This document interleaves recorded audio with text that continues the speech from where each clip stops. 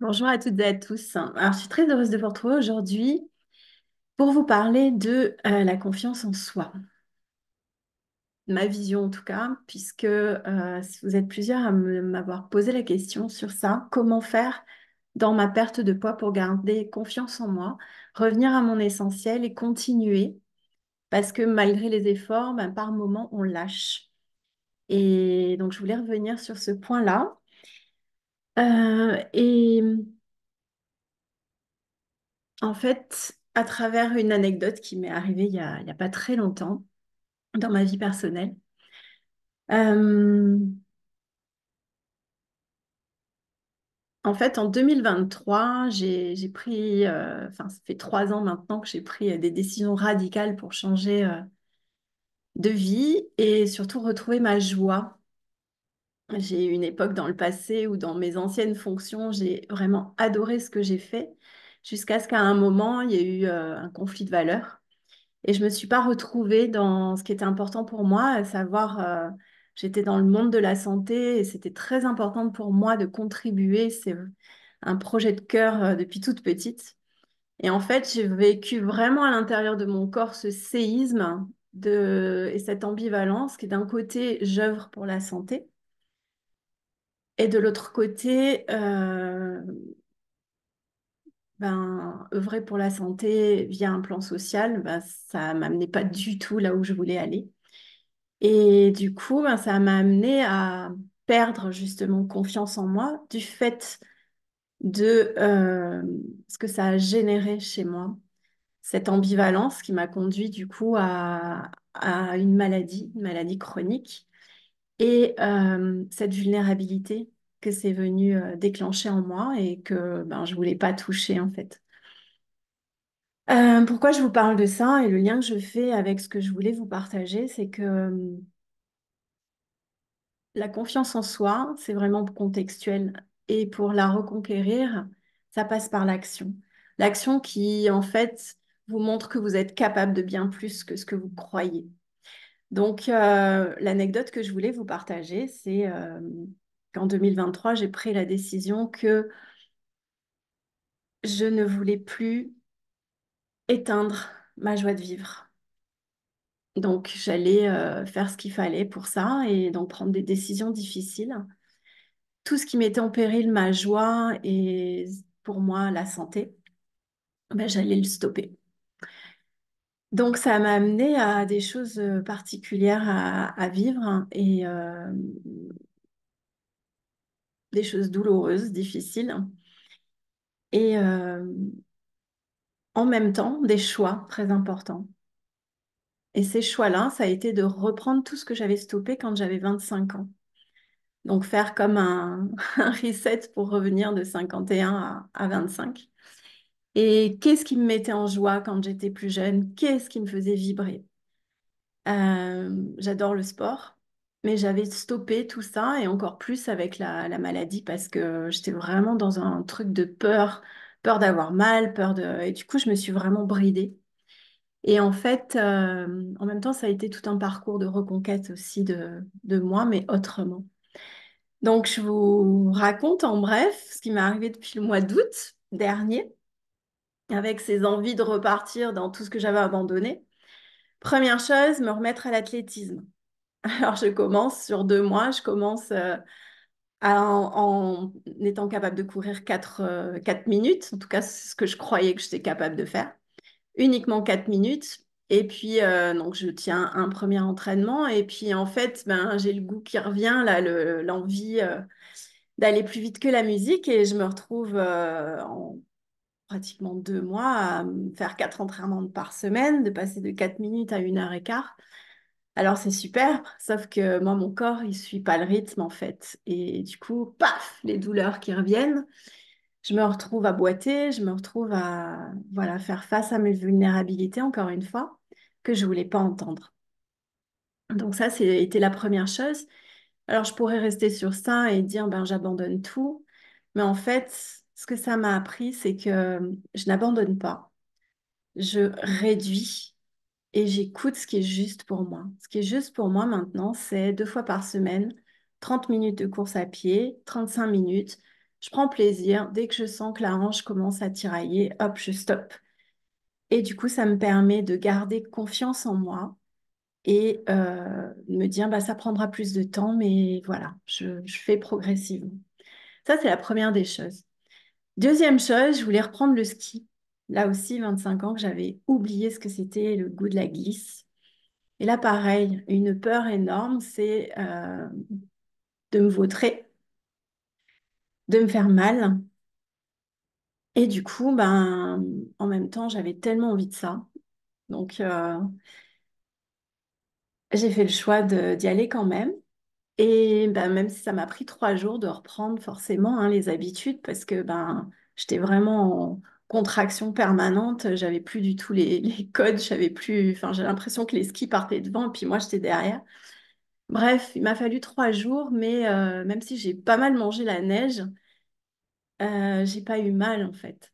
Ma peur me faisait plus mal que ce que j'ai vibré en fait en retrouvant mes sensations de glisse. Donc ça, c'était le deuxième exemple. Et le troisième, qui est le plus rigolo, je trouve, c'est dernièrement, j'avais envie aussi de retrouver le goût des randonnées. Là aussi, tellement la trouille que avec ma spondie, je puisse pas y arriver. J'avais retardé. Et là, ben, je remercie mon compagnon parce que lui, par contre, ben, il écoute ce que je dis et puis paf, c'est de suite dans le week-end. On le fait. Donc, bah, il y avait, en fait, j'ai vu sur un groupe de randonnée une photo qui m'a plu, qui était magnifique. Une randonnée à Piane, pour ceux qui sont en Corse, ou pour ceux qui connaissent en tout cas, et avec la vue depuis une tour, avec c'était magnifique en fait.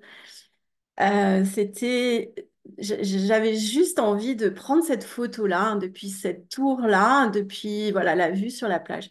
Sauf que je pensais pas que c'était une randonnée qui allait être quand même assez longue. Et puis surtout que les 40 dernières minutes, c'était que de la roche à pratiquement escalader.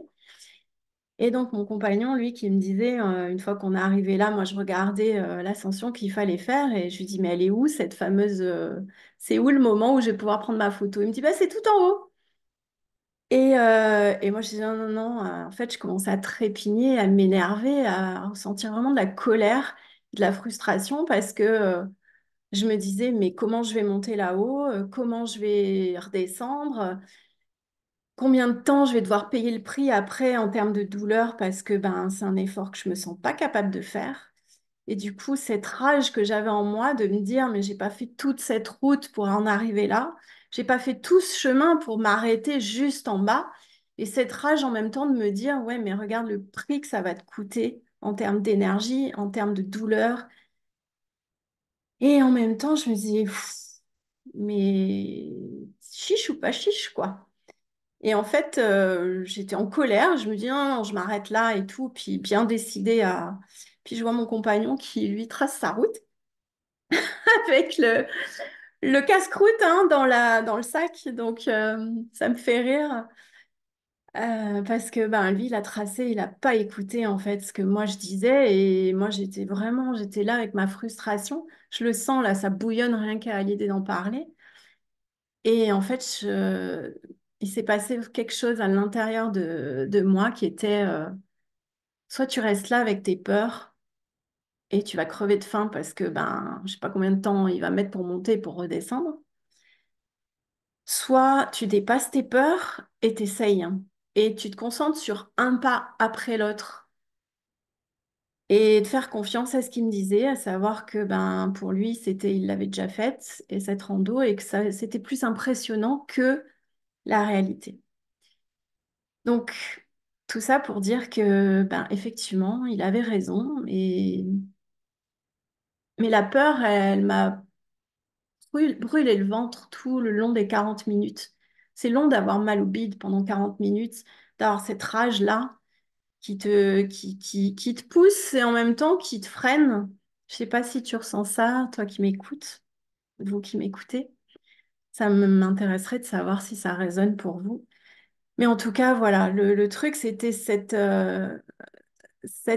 comment dire, cette fierté que j'ai eue en fait d'arriver en haut, de voir cette tour et puis après de me dire, oh là là,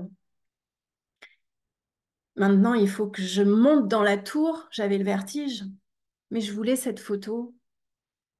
Donc après je me penche et puis en fait j'avais encore ce vertige, mais voilà. Et puis l'angoisse aussi de me retrouver dans un espace fermé, dans cet escalier en colimaçon là. Euh, Ça m'a aussi appris à demander de l'aide parce que j'ai eu besoin qu'il passe devant, j'ai eu besoin qu'il passe euh, de lui demander de me sécuriser en fait, même si à l'intérieur de moi, je voulais pas l'admettre. En fait, c'est pas évident quand tu as été en mode guerrier toute ta vie de reconnaître que tu peux être vulnérable. Et je crois que c'est ça pour moi, en tout cas, la reconquête de la confiance en soi. Tu vois, j'en suis émue en le disant. C'est de te croire incapable de faire certaines choses. Ouf.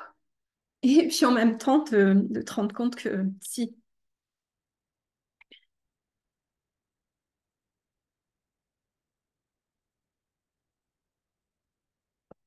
Donc c'est juste, si j'avais un message à transmettre aujourd'hui, c'est pas parce que on croit que c'est difficile que ça l'est vraiment. C'est tout ce qu'on se met autour, en fait. Et tout ce qu'on s'interdit de vivre. Comme là, par exemple, euh, ben, de laisser tourner la vidéo alors que j'ai pas forcément envie de montrer cette vulnérabilité-là. Et en même temps, elle est là. Donc c'est simplement pour vous dire que à un moment, ce qui compte pour gagner confiance en soi, c'est pas tellement, c'est de faire face en fait aux peurs. J'ai toujours cru que, en tout cas gamine, j'y allais m'en frontal par rapport à mes peurs. J'avais peur du vide, j'avais le vertige sur un plot, le plot de piscine par exemple. Ben, je plongeais, je me rappelle le nombre de fois où je suis allée à reculons plonger depuis plongeoir des 10 mètres en me disant non, non, non, tu seras plus forte que ta peur. Oui, sauf qu'à 50 ans, ben, tout ce que tu as refoulé avant, ça te revient en pleine figure, en fait. Et que c'est le temps, en fait, de prendre soin de ça. C'est un peu le message que j'ai envie de vous délivrer là. Pour moi, c'est ça, comment dire, le fait de... La vraie force, la vraie confiance en soi, c'est d'être capable d'accepter que, voilà, ça monte, ça vient, c'est là. Mais tu vaux tellement plus que ça, en fait. Donc, c'est ça que je t'invite à faire. À rester là, malgré la peur, malgré la terreur même, la panique que ça peut t'amener, mais à choisir qu'est-ce que tu as envie de vivre. Est-ce que ton désir est vraiment bien plus fort que ta peur? Et j'allais te dire, si ton désir est vraiment extrêmement fort, c'est lui qui va te donner la force et la puissance pour passer au-delà de la peur. C'est comme ça que tu vas reconquérir ta confiance en toi, parce que tu vas oser agir malgré tout. Alors, si ça résonne pour toi, hein, ben, ça me ferait plaisir de voir en commentaire que tu puisses t'exprimer sur ça. Et puis, n'hésite pas à prendre contact avec moi si tu sens que c'est quelque chose qui résonne pour toi.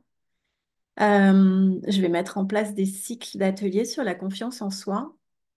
Et donc, si ça t'intéresse, si tu penses que ça résonne pour toi, n'hésite pas à revenir vers moi, que ce soit ici en commentaire ou sur ma page Facebook, Paese Coaching Santé, ou ma page personnelle aussi.